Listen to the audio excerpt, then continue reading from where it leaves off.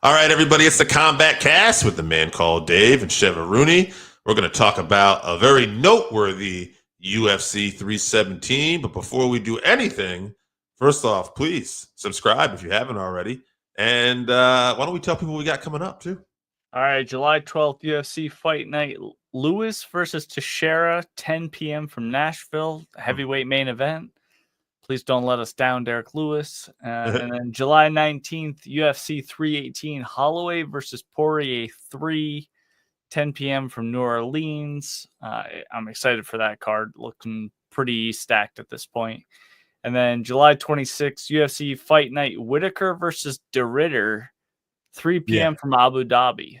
That should be a fun fight night card, too. Yeah. There's a few good fights on that. I remember looking up with you the other day. So, and those are usually early, too. So that's 3 p.m. Yep. Eastern. So, all right. So that's what we got coming up. It's the holiday week, 4th of July coming up. So why don't we just get right to what's going on around the ring? Chevy, I believe we talked about this off air before we started. Ben Askren, looks like he got his lung transplants. Yeah, he did. He got a double lung transplant. You know, he's been in the hospital in a coma, medically induced coma with a staph infection and pneumonia. So I know there was an issue with insurance, which is unbelievable. We don't even need to get into how corrupt insurance is. But yeah, so it's been sorted out. I hear there's, some donations from some people, maybe some unlikable fellows, maybe the Tate brothers, Jake Paul, it's the combat sports world really kind of coming together for one of their own. Right. Absolutely. Yeah. So that's good to hear. Still not out of the woods by any means, but the surgery is done and hopefully he'll recover quickly. Also, speaking of Jake Paul was one of those guys, too. He did get a win this weekend over Julio Cesar Chavez Jr., unanimous decision. Looked like there was a few competitive rounds in there. From what I saw, Chavez Jr., I think, came on strong towards the end. Yeah, I mean, I saw him at the weigh-ins. He looked like garbage. I heard he was complaining about illegal shots that weren't illegal shots throughout the entire fight. It sounded like a shit show. So I'm glad that we decided to watch UFC because this card was fantastic. Yes, it was. Let's get right to it then. UFC 317. I watched all of the main card with you and some of the undercard. Anything you want to shout out on the undercard? Oh, yeah. There was a few good performances there. Jacoby Smith, he choked out Nico Price with a rear naked choke in round 2. Yeah. He was like calling out the top 10 guys or whatever, maybe slowly roll a little bit there. We don't want to go too far too fast, but he is an exciting prospect.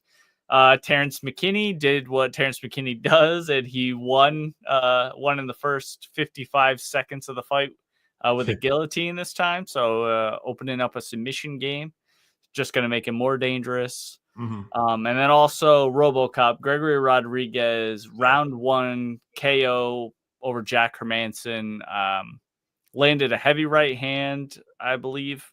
And then, Herb Dean was a little too far away, and RoboCop was standing over Hermanson's lifeless corpse for a second, and then landed a very unnecessary, very heavy hammer fist, and Jack was out for some minutes afterwards. And Megan O'Leary was giving us updates about what the UFC doctors were saying in the back and how he was okay, and they were sending him home. You and I were talking about how they probably should have sent him in an ambulance to the hospital right out of the cage, but we're not doctors, so hopefully Jack's all right.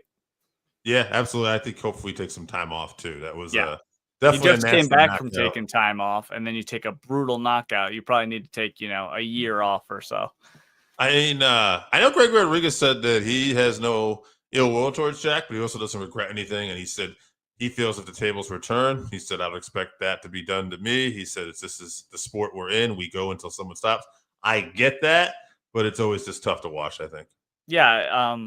yeah, it's not his job to stop the fight. We've seen things where guys just come back to life.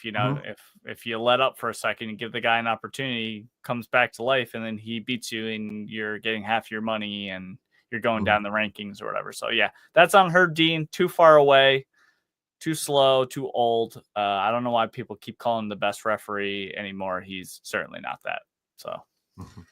Yeah, good luck to Gregor Rodriguez, though. Good luck to anyone who wants to fight that guy.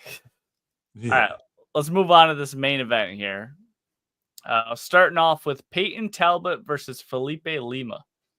Talbot, one of the things they talked about was he was coming off a loss recently, and it was his lack of wrestling that I guess really played into that loss. And you wouldn't have known it here.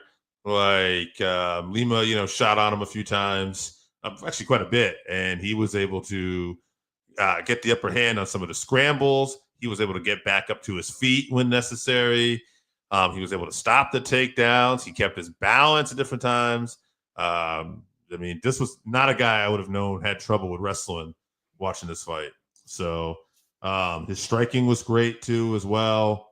Great, and not necessarily a poor performance by Lima. Just that Payton just was the better fighter on this night. I don't have much to add to this. Usually I like to try to pick somebody for them to fight next. With Payton, he's such an up-and-coming young prospect. I feel like let's just take another unranked fighter, and we'll see where he goes. But a couple more wins, this could be a guy looking at a top 15. Yeah, obviously still progressing, but vast improvement, like you mentioned, in his wrestling and scrambling, takedown defense. From his last fight, which was like just in January, I believe they said. So, yeah, exciting prospect. I don't have too much to add. Yeah, I'm with you. Just keep moving him along slowly. Still pretty green. Got a lot of work to do, but definitely one to keep an eye on. All right, moving on. Possible fight of the year already. Brandon Royval versus Joshua Van. Yeah, this fight was insanity. I remember us talking about how, earlier tonight we were hoping that maybe Kai would pull off the upset in the co-main event. But, obviously we'll talk about that. That didn't happen. But we thought, it would also be cool if Joshua Van won. But this was the one we thought for sure wasn't going to happen, because even though Van had so much potential, it being short notice and Royval just being such a step up in competition, the number one contender. But boy, man, Van is exciting.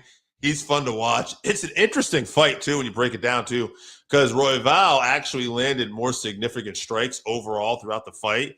And I think 2 out of the 3 rounds, too, if I remember correctly. But those were also rounds where sometimes Royval got knocked down towards the end in the last round, and maybe even another one. And I think that's, define significant strikes, right? I think Royval was the one who was in trouble a few more times in this fight, and that was ultimately the difference here.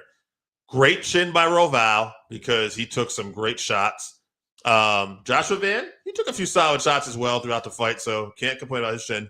But mostly takeaway here was high volume punches by both competitors. Just high volume, exciting. This is what you want to see when you see the flyweights. Tremendous, and a real coming out party, real star making performance for Joshua Van, who now is catapulted. And the fight next is for the championship. We're going to see it later. Obviously, he stepped in the ring, the octagon later to have the face off. UFC already capitalizing on the buzz that this guy had that night. Smart on them, and you can't help but root for this kid. Yeah. Basically, it was like you said, Van just landed the more impactful shots, but Royval just kept coming. He was really trying to make a statement with this, and Van just put up a great fight. So lots of combinations from Royval. He kept coming forward, even though you mentioned he got knocked down a couple times. He was taking big shots. I believe Dana said these guys were third or they were in. For most significant strikes. They broke into the top 10 just in the first 2 rounds. They broke the record for the division for most significant strikes. So both, very good showing from both guys. It was very close. I wouldn't have wanted to be a judge. It was close. And Dana decided he was going to pay Royval his win money as well. He said he earned it. So that's great for him. You know, it's a bummer for him because he's lost to all the guys up at the top. So he's going to have to keep taking these fights against these guys coming up and really string together some wins to get another title shot. I mean, have him and Kai fought? That might be a fight to make, actually, on that end. Yeah, maybe. I'm not sure. I don't remember. But yeah, Van looked great. I mean, he's only been training for like 5 years or something like that. He's like 23 years old, but he's just a phenom. I do think Pantoja is going to be a tough ask for him, but you know, if we thought Royval was a tough ass, Pantoja is just another level. But we have time in between the fight. If Van is making this kind of improvements already, we'll see. Yeah. All right, moving on. Another fun fight: Beneil Dariush versus Renato Moicano. Very competitive fight as well.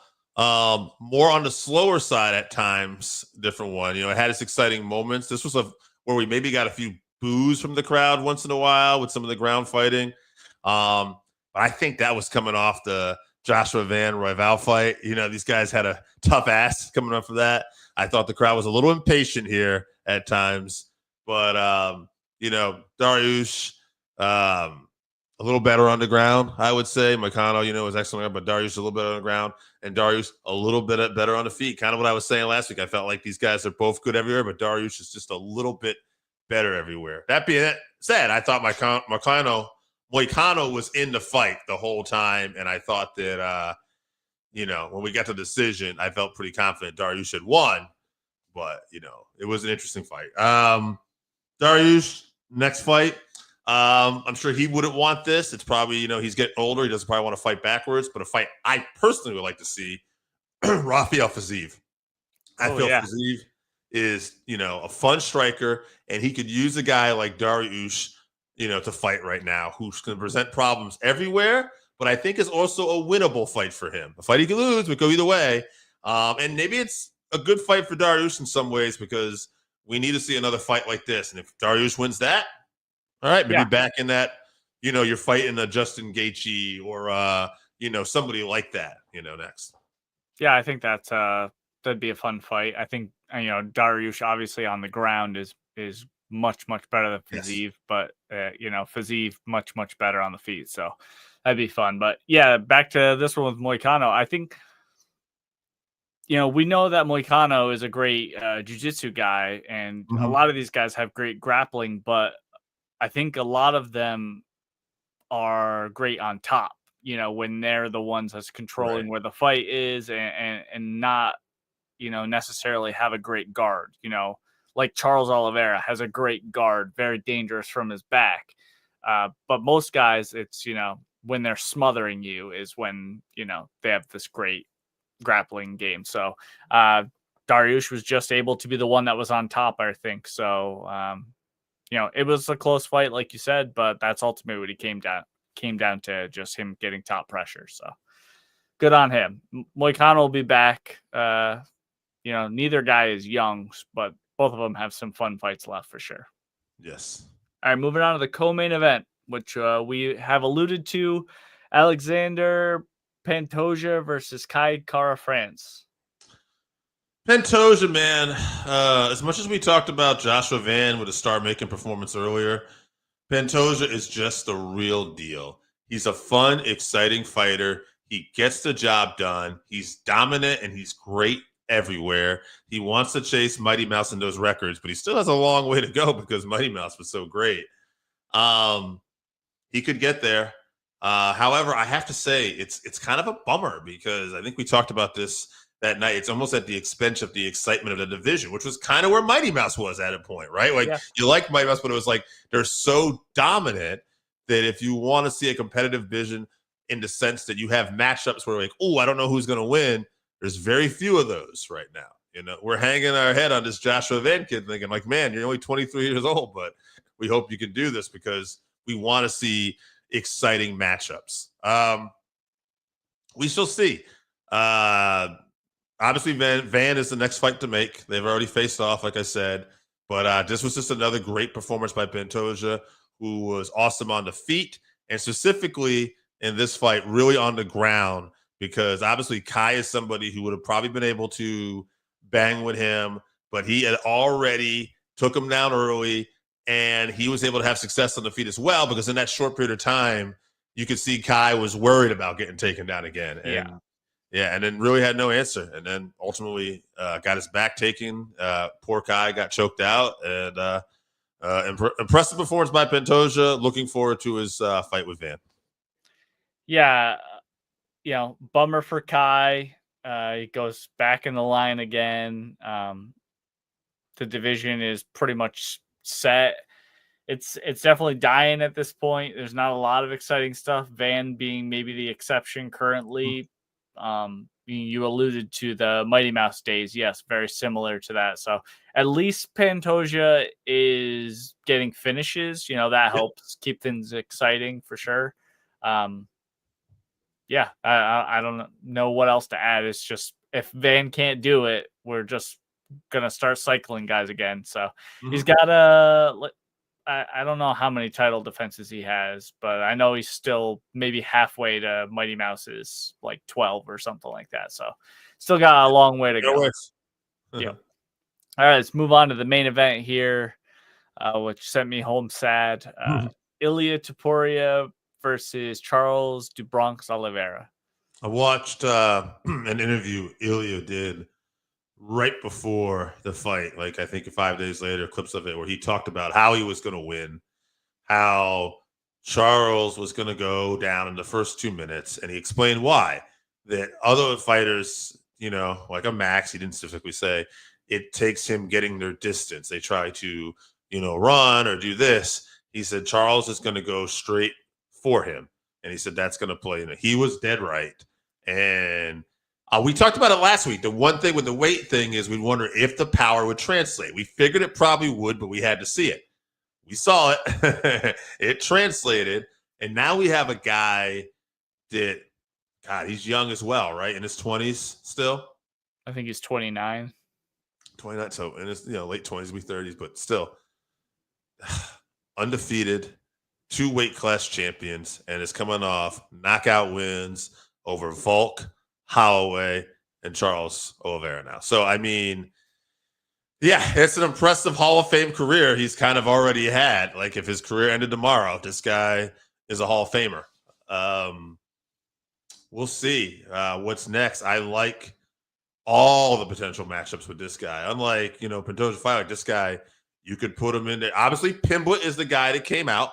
We could talk about that. Dana has backtracked on that. He said that wasn't supposed to happen. I think he wants to see Patty get another win, kind of like we talked about last week. And if that happens, cool. I'd like to make that fight. It was interesting to hear Dana say this. It's kind of funny because, Dana's all about making money, but I do think there's a part of Dana that he wants to really make sure, hey, we're not entertainment. We're not this. I think it's almost like there's a certain insecurity about the old days where you were compared to WWE because no one knew what you were, but He just like, I don't care if it was entertaining. I think they like the face-offs, but they like it when it's a top contender versus the top contender, But it's also a little weird because this fight would be huge, huge money, this Patty Pimblett fight. But Justin Gaethje would be a great matchup. And, oh, God, Chevy, I'm blanking out on the option. Arman Tsarukyan, the number 1 contender, the guy who's probably the most skilled for the fight. But that being said, I do want to point this out. Charles had a real competitive fight with Tsarukyan. Tsarukyan won that, but it was super competitive. I know some people thought Charles may even have won that fight. So stylistically, you might be thinking Ilia would win that. I think Ilia wins all these fights, but perhaps the most intriguing fight could be Patty because Patty has gotten so big. Patty likes to wrestle, and Patty makes improvements, and we haven't seen Patty fight that level of competition. Chandler being the toughest guy he's fought. But I don't know. What do you want to see, I guess, next? Or your breakdown of the fight, and what do you want to see next? I mean, there's not a lot of the fight to break down. Yeah, Charles walked forward. He does what he always did. He got caught early, and Ilia hit him so hard he didn't have the opportunity to recover, and he got put out. So, as far as matchups, I don't know. Dana said Patty wasn't going to be the guy. Somebody mentioned that Gaethje was going to retire if he didn't get the shot, and Dana said that's silly. So it didn't sound like he was too thrilled about Gaethje getting the shot, and he said Armin's not getting the shot. Armin weighed in as a backup fighter for this fight, and he was like, "That's a step in the right direction." So I don't know who the fuck is gonna fight Taporia, but yeah, it's gonna be whoever. I gotta tell you, I never wanted to see the Makhachev fight more at this point. I know that that's not what's next, but we could see it in the future, whether it's at 170, at 155, whatever. I'm not sure. I'm kind of with you. I'm not sure who's gonna beat Ilia at this point. He looks pretty invincible. I know in the come up, he had some struggles. He struggled with, Bryce Mitchell gave him fits, wrestling wise and everything, probably gave him his toughest fight in the UFC. So was it Jai Herbert or something that rocked him at one point too? Jai Herbert, yeah, that was his one fight at 155 before that, which I think was his like UFC debut or something. So he's had some tough fights, but he just keeps getting better. And he has this unshakable confidence. And, with each win and each brutal knockout he's getting over our favorite fighters here, that confidence is growing. So, I'm excited to see who he's going to fight next for sure. I'll pitch a wild scenario for you, and then I'll tell you what I think is going to actually happen. Wild scenario is Dustin Poirier beats Max Holloway in his retirement fight. And it doesn't end up being his retirement fight because they like the idea of Poirier fighting for the championship against this guy. Because if you're not doing Armin, you're not doing Justin, you're not doing Patty, and Islam's not coming back down. And I don't think they want to do a Holloway fight being he had just knocked him out. And what are you thinking? That's the only reason why that even entered my mind when you were talking. I don't see that happening, but I'm going to throw that out as a wild card. I think they give it to Armin. I think Armin will be the guy that fights. And I'm gonna say Justin doesn't retire. They're gonna tell Justin, you win one fight, you get the title shot no matter what, because Armin or Ilia is a fresh matchup. But that fight he's gonna have to win is going to be against Patty, in my opinion. I can't remember if it was like Hamza or somebody. I saw a video today where one of those guys leaked that fight was going to be a co-main event on some upcoming Justin and Patty. card. Yeah. Justin and Patty, yeah. So man, I'll tell you, I'm excited for that fucking fight too, because the trash talk, but also just the styles of the way they both like to fight. Yeah, it's gonna be a wild 1 minute before one of them gets knocked out. Yeah. Patty's a sorcerer. I do gotta tell you though, Gaethje, if Patty gets him down, Patty's going to choke him out for sure. So I agree. I definitely think that's likely what's going to happen. And he's huge, so I can picture him getting him down, But I also think Patty's, I don't get knocked out. Like, we've seen Patty caught, and Gaethje is a dangerous guy to play that game with. So I think it's a very interesting fight, and I think it's the right fight to make. I think those are the two that should fight, and I think the winner of that should fight the winner of Armin and Ilia. I think you give Islam the shot against Jack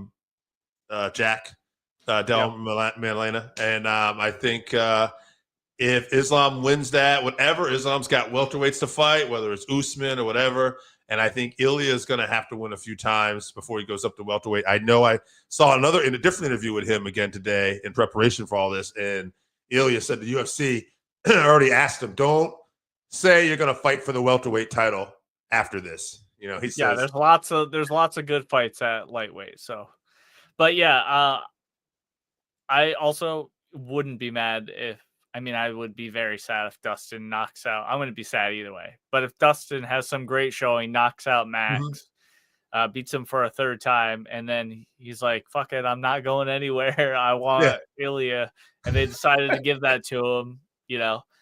I could see that being very fun. But, you mentioned Dana wanting to get away from that, like just being sports entertainment. Well, Demetrius Johnson, DJ kind of called the UFC out for that, recently saying. So he said, if you really cared, Armin would be number one, even though Dana said he's not going to be next. He's like, he's earned the shot. Yeah, he pulled out. He had an injury or an issue with his back or whatever. Like, you can't punish the guy forever. He's next in line. So if you do anyone else, it's just a reality show. It's not a sport. And the thing about it is, you have so many contenders potentially there, whether it's Justin, whether it's Patty, whether it is Dustin for one more fight, whether it's Max. You have all these guys who could potentially weigh in as backup fighters. They would kill for that. So right now, lightweight is at an exciting period again, as far as I'm concerned. Another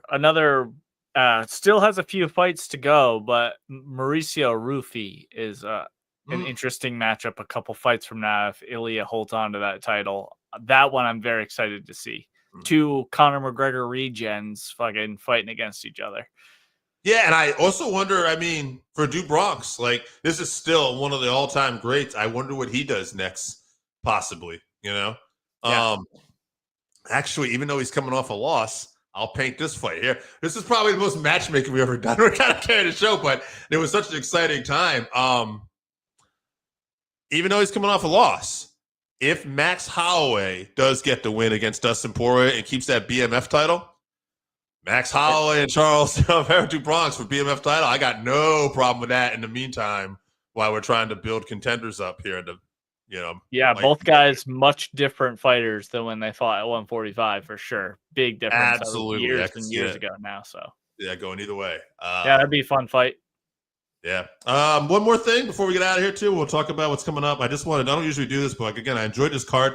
I had to go back. I was trying to think if this was my favorite card this year. And the other card that was really good was the one that had Patty versus Chandler on it, UFC 314.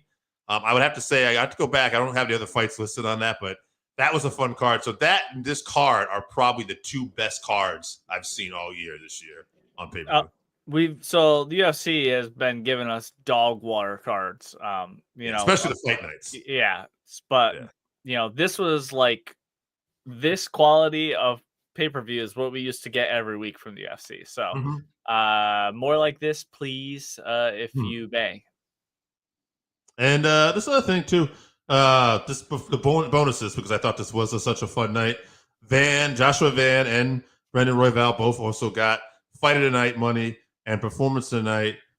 Ilia and Gregory Rodriguez got performance of the night, clearly. And it was funny because who was it? There was somebody else on this card at one point too that we were talking about might have got the bonus of the night until Ilia, and Rodriguez. Oh, I think it was fight of the night they were talking about at one point that there was an exciting fight earlier. Pantoja. No, it wasn't Pantoja. Pantoja might have got a submission of the night too, a performance of the night too. But once Ilia came out and did that, it was, Yeah. Going to be tough to give the money up to that when, you flatline when you flatline the greatest finisher in UFC history. Absolutely. Well, anyway, great card. Chevy, why don't we tell people what we got coming up one more time? All right, July 12th, UFC Fight Night. Lewis versus Teixeira, 10 p.m. from Nashville. Heavyweight main event. And then July 19th, UFC 318, Holloway versus Poirier 3 for Poirier's retirement fight. We'll see if your prediction comes true.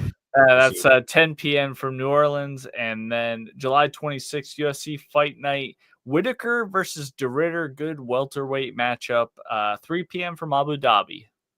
All right, guys. It was fun talking to you about the fights this week. Hope you enjoyed UFC 317. We will see